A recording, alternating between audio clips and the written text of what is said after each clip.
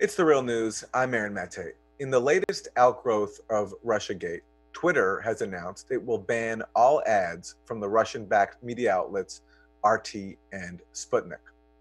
Twitter cited its own research and the US intelligence community's conclusion that both RT and Sputnik attempted to interfere with the election on behalf of the Russian government.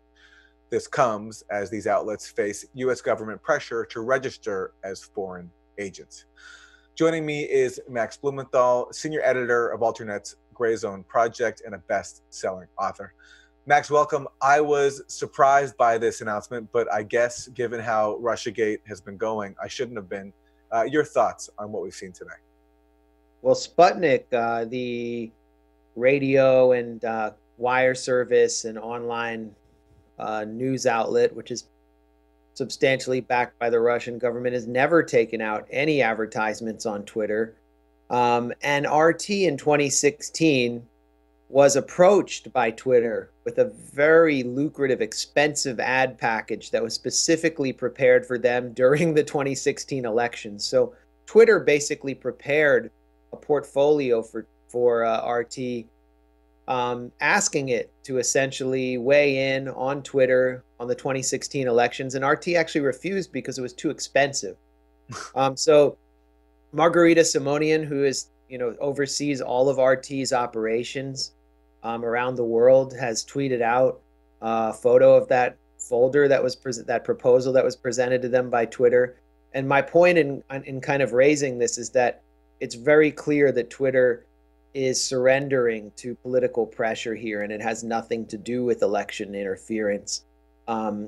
Twitter has cited the DNI report on RT and Sputnik supposedly meddling in American elections as justification for a decision they're making in order to continue to get more government grants, cooperate with the government, and look like they're thumbing their nose at big bad Putin, and they're patriotic so they can maintain their influence in Washington. And it's obviously just a cowardly surrender to a McCarthyite atmosphere, very much like the Hollywood studio heads in the 1950s. And I don't think it will affect RT or Sputnik, except that it does reinforce the Russian narrative, which I think is fairly accurate, that the U.S. claims to promote freedom abroad while its own liberal democracy is completely collapsing from within. Yeah, in terms of political pressure, one of the first people I saw to come out to support this decision was Senator Mark Warner of the Intelligence Committee. Now, he also has a connection to the Facebook story because it was him who flew out to Facebook's headquarters in California a few months ago to pressure them after their initial review of Russian-linked accounts basically turned up nothing. And it was only after that Facebook came out with this announcement that, yes, they've now identified these Russian-linked accounts. So now we have Twitter following suit.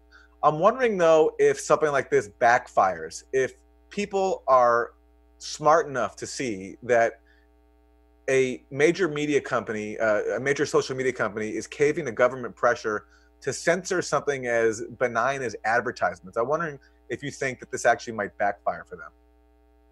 I have no idea. I mean, it's definitely forced more attention onto the sort of aftermath of Russiagate. I mean, we're seeing the real core narrative of Russiagate collapse, which is Trump-Russia collusion. There's very little that's there anymore. We saw the Steele dossier exposed as kind of a DNC Democratic PSYOP or research operation, and it's even more scandalous to me that James Comey actually continued paying for that opposition research firm to investigate the president, who was sort of supposed to be his boss after the election. This has just not really been a good week for people who really wanted to push Russiagate and target it at Trump, and so it's gone beyond Trump. It's no longer about Trump. It's about anything Russian. And the two soft targets are RT and Sputnik. So, you're essentially targeting media and arguing for the limitations on press freedom in the First Amendment to suppress their reach inside the United States. And there are many initiatives in Congress to do that. Senator Jeanne Shaheen has been pushing an initiative to expand the Foreign Agent Registration Act to encompass RT, which will have wide-reaching implications for other foreign media operating inside the United States. So this is really an attack on some of the foundations of a constitutional republic. And it doesn't seem that way to most people. It certainly doesn't seem that way to most liberals, but now they're forced to grapple with the real direction of Russiagate. I've always said that it would blow back on liberals and especially anyone on the left who thought this was going to stop at Trump. And now we see these two networks, which have really provided a platform and resources for, you know, many people on the left who are frozen out of mainstream American media and even progressive media. And I think, it's such an annoying cliched phrase, the silence is deafening. But if you look at the ACLU, you look at the free speech organizations and where they are, they've spoken up for example, Al Jazeera when they came under attack from Saudi Arabia. They spoke up for neo-Nazis in Charlottesville and their right to march. Where are they on this? There's just total silence, and I think there is a little bit of discomfort, but for the most part, I'm essentially seeing consent from many of the people we would have expected to get in the way here. Right. One of the strange facets of this very strange Trump era, at least, in my own personal media consumption habits, I have sometimes turned to Sputnik and RT to get news because they provided platforms to leftists that, as you say, have otherwise been shut out of even progressive media. For example, going against the dominant narrative on Syria, it's been places like RT and Sputnik that have still given space for that, amongst other issues. There's a great show on Sputnik Radio called By Any Means Necessary, which gives a voice to progressive African Americans who are not very often seen elsewhere. So the ironies here are pretty astounding. Yeah, I mean, and I think that's why they're being targeted. If you listen to Sputnik and you listen to the show you mentioned, it's, Eugene Puryear's show. It's not just, about progressive African Americans. It's about everything. And Eugene is one of the sharpest geopolitical analysts. But he is a radical voice in a very conservative media culture. The same with Brian Becker. Loud and Clear is a great show. If you're in DC, it's on 105.5 FM. And if you just turned it on, you'd think you were listening to Pacifica back in Pacifica's golden years. Those two shows are just very classic Pacifica shows, and they have other shows very much like them. Most of their programming is left-wing, caters to people like us. You turn on RT America in the day, and you're going to see news that you really won't see on the scandal-mongering cable news networks. They're actually covering real issues in international affairs, and they're much more sympathetic to Black Lives Matter and people who are opposing police brutality than the networks that just simply freeze it out until there's a riot. So, and I've been one of those people who's been frozen out of mainstream media and increasingly progressive media. So RT and Sputnik Radio give me a voice, but so does the Real News. The Real News doesn't have that reputation as being Russian backed, but it's really the Russian backing to me at this point is an excuse to suppress these radical voices, and to freeze out a network that is giving resources and a platform to people who just would not ordinarily be heard from in American media at this point. And, you and I remember the good old days when Democracy Now! Filled that role, but it's just not the case anymore. So it's so much more of a dire situation for me, and it's so clearly politically motivated and not about election meddling.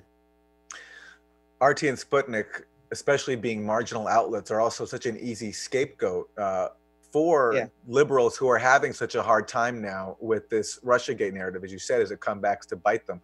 Just today, there was a report on CNN that John Podesta and Debbie Wasserman Schultz may have lied to Congress when they told them that they didn't know who was funding that Steele dossier, when in fact it turns out just this week, as you mentioned, that it was a lawyer for the Clinton campaign and the DNC all along.